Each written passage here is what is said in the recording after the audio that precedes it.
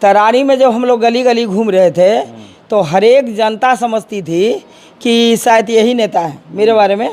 तो वो अपना सारा दुख दर्द हम लोग को बता रही थी। किसी को घर नहीं था, कोई बेरोजगार बैठे हुए बुजुर्ग लोग थे, बहुत बुजुर्ग आदमी थे जिनके पास 500 रुपया नहीं था खाने के लिए। तो इतना तरारी में उपचुनाव है और आप लोग लगातार वहाँ पर जा रही हैं। आप भी कल गई हुई थी, कैंपेन की करके आई हैं अलग अलग गांव में। क्या माहौल लग रहा है? बहुत अच्छा माहौल है। हम लोग वहाँ गए और सबसे जनसंपर्क हम लोग किए। जितनी भी वहाँ की महिलाएं थी या जो भी वहाँ के जेंट्स थे, बूढ़े बुजुर्ग जो भी थे, उन लोग से हम लोग मिले।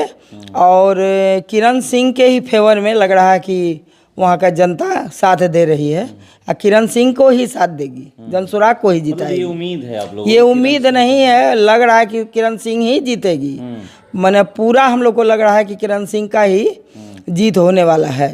ये तो किस आधार पे आप कह रही हैं? ये वहाँ की जनता सपोर्ट कर रही है। वहाँ की जनता बहुत ज़्यादा सपोर्ट कर रही है प्रशांत सर को, और किरण सिंह ही वहाँ से लग रहा है कि जीतेंगे। प्रशांत किशोर के बातों पे जनता को विश्वास है? हाँ, प्रशांत किशोर के बातों पर जनता को पूर्ण विश्वास है। अब वहाँ की जनता में जागरूकता आ गई है, जनता जग गई है और जनता इस बात को समझ रही है कि अगर प्रशांत सर के साथ अगर हम लोग चलते हैं तो हम लोग का भविष्य बहुत उज्जवल होगा।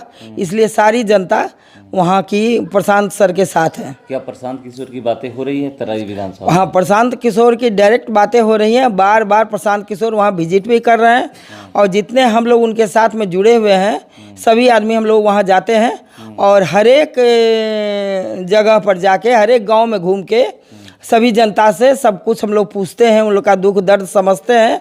और हमको लग रहा है कि वो ज़रूर जनता वहाँ की सर को सपोर्ट करेगी। अभी तक आप कितना बार तरारी में जा चुकी हैं? तरारी में कई बार, मैंने 10 बार हम लोग जा चुके हैं, कई बार हम लोग जा चुके हैं।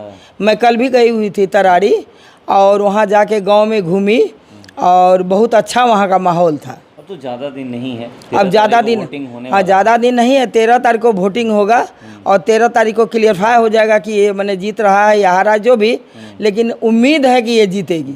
मतलब इस बार प्रभाव पड़ने वाला है। इनका प्रभाव इसलिए पड़ने वाला है, इनका चुनाव चिन्ह स्कूल बैग।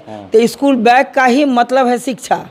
और उस बैग में बहुत तरह के चीज़ हैं जो जनसुराज से जुड़े हुए हैं और ये हम लोगों को, पूरा जनता को, पूरा बिहार की जनता को बहुत ही पसंद आया कि उनको बैग चिन्ह मिला। बैग का मतलब ही है शिक्षा, जिसमें बेरोजगारी है, शिक्षा की व्यवस्था है, बेरोजगारी को दूर करना है और जितने भी समाज में अव्यवस्थित काम है सारे काम। और अगर प्रशांत सर हम लोगों के जीत जाते हैं तो सारे बैग से सब कुछ निकालेंगे और शिक्षा की व्यवस्था पूर्णतः ठीक करेंगे। तो अभी जो बैग दिख रहा है, हाँ, जो विद्यालय में बच्चे बैग लेकर जाते हैं, आपका कहने का मतलब है कि उस बैग में बेरोजगारी भरी हुई है, उसमें अव्यवस्था भरा हुआ है। हाँ। जब प्रशांत किशोर आएंगे तो उस बैग में सिर्फ शिक्षा भरेंगे? नहीं, शिक्षा ही नहीं भरे, शिक्षा से ही सब कुछ है। शिक्षा ही, लोग कहते भी हैं कि अगर शिक्षा किसी को मिल जाए, किसी भी व्यक्ति को, तो समझिए कि वो कभी भूखे नहीं मरेंगे। शिक्षा तो प्राथमिकता शिक्षा है ही, लेकिन उसमें है कि बेरोजगारी को दूर करना है, पलायन को रोकना है, शराबबंदी स्टार्ट कर देना है ताकि हमारी जनता को उस पैसे से शिक्षा मिल पाए। जितनी महिला हैं उनको लघु उद्योग मिल पाए। बहुत तरह की व्यवस्था है जो उस बैग में भरी हुई हैं। और जब बच्चे स्कूल जाते हैं तो बैग से ही अपना लाइफ को स्टार्ट करते हैं और उसी बैग में सारा चीज़ भरा हुआ है। ये बहुत ही, क्या कहता है, फलदायी हम लोग के लिए चीज़ है जो प्रशांत सर को ईश्वरीय देन है कि इनको बैग ही मिला है, चुनाव चिन्ह। और इससे हम लोगों को लगता है कि प्रशांत सर ही जीतेंगे और उस बिहार की जनता को आगे बढ़ाएंगे, जरूर बढ़ाएंगे। जनसंपर्क की लोग कुछ बताए कि हाँ हमारी ये समस्या है। हाँ, तरारी में जब हम लोग गली गली घूम रहे थे तो हर एक जनता समझती थी कि शायद यही नेता है मेरे बारे में। तो वो अपना सारा दुख दर्द हम लोग को बता रही थी। किसी को घर नहीं था, कोई बेरोजगार बैठे हुए बुजुर्ग लोग थे, बहुत बुजुर्ग आदमी थे जिनके पास 500 रुपया नहीं था खाने के लिए। तो इतना द्रवित उस समय हम लोग का हृदय हो गया कि कुछ कहने का नहीं।